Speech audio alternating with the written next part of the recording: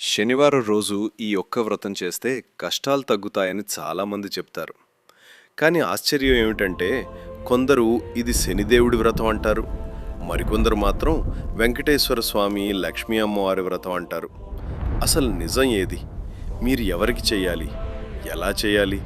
ఈ వీడియో చివరి వరకు చూస్తే మీ సందేహం పూర్తిగా తీరిపోతుంది. సప్త శనివార వ్రతం అంటే ఏమిటి? సప్త అంటే 7, శనివార అంటే శనివారం, అంటే వరుసగా 7 శనివారాలు భక్తితో పూజ చేసి ఉపవాసం ఉండే వ్రతం. ఈ వ్రతం చేస్తారు కష్టాలు తగ్గటానికి, గ్రహదోషాలు తగ్గటానికి, ధన సమస్యలు తగ్గటానికి, జీవితం స్థిరపడడానికి. పురాణ శైలి కథ. ఒకప్పుడు ఒక ధనవంతుడు ఉండేవాడు. గర్వం ఎక్కువ. ఒకసారి పేదవాడిని అవమానించాడు. కొన్ని రోజుల్లో డబ్బు పోయింది, కుటుంబం దూరమైంది, ఆరోగ్యం క్షీణించింది. ఒక మహాత్ముడు చెప్పాడు, సప్త శనివార వ్రతం చెయ్యి, నీ కర్మ ఫలితాలు తగ్గుతాయి. అతను భక్తితో 7 శనివారాలు వ్రతం చేసేశాడు. 7వ శనివారానికి అతని జీవితం తిరిగి మారిపోయింది. సూత్రం: మిథ్ వర్సెస్ ట్రూత్. మిథ్: ఈ వ్రతం కేవలం శనిదేవుడికే. ట్రూత్: శాస్త్రాల్లో ఇది శని సంబంధిత వ్రతంగా ఉంది. మిథ్: ఇది పూర్తిగా వెంకటేశ్వర వ్రతం. ట్రూత్: ఇది భక్తి సంప్రదాయంలో ఏర్పడిన ఆచారం. వెంకటేశ్వర సంప్రదాయం ఎలా వచ్చింది?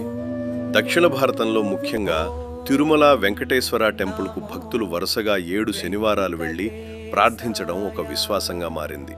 కారణాలు: శనివారం పవిత్ర రోజు అనే నమ్మకం, స్వామివారు గ్రహదోషాలు తొలగిస్తారని విశ్వాసం, స్థానిక ఆచారం ప్రజల్లో విస్తరించడం. అందుకే 2 సంప్రదాయాలు ఏర్పడ్డాయి. 2 సంప్రదాయాల హృదయాలు, ఒకే భక్తి పద్ధతి, పూజ ఫలితం, శాస్త్రం. శని కర్మ ఉపశమనం భక్తి సంప్రదాయం, వెంకటేశ్వర లక్ష్మీ దైవ కృప తీర్మానం. దేవుడు ఒక్కరే, మారేది పద్ధతి.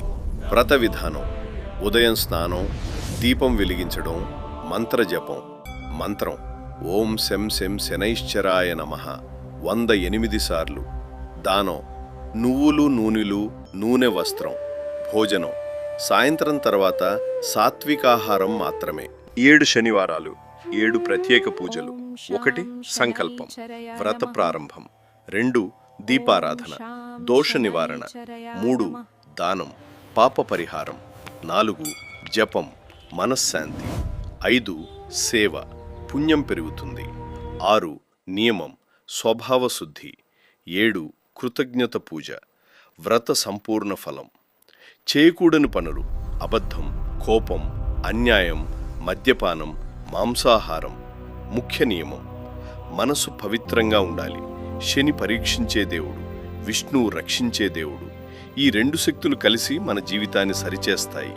ఈ వ్రతం మీరు శని కోసం చేసినా ఫలితం ఉంటుంది, వెంకటేశ్వర స్వామి కోసం చేసినా ఫలితం ఉంటుంది. భక్తి నిజమైనదైతే ఫలితం ఖాయం. ఈ వీడియో మీకు నచ్చితే లైక్ చేయండి. ఇలాంటి ఆధ్యాత్మిక సత్యాలు తెలుసుకోవాలంటే ఛానల్ సబ్స్క్రైబ్ చేయండి. మీ అభిప్రాయం కమెంట్లో చెప్పండి. జై శ్రీనివాస, జై శనిదేవ్.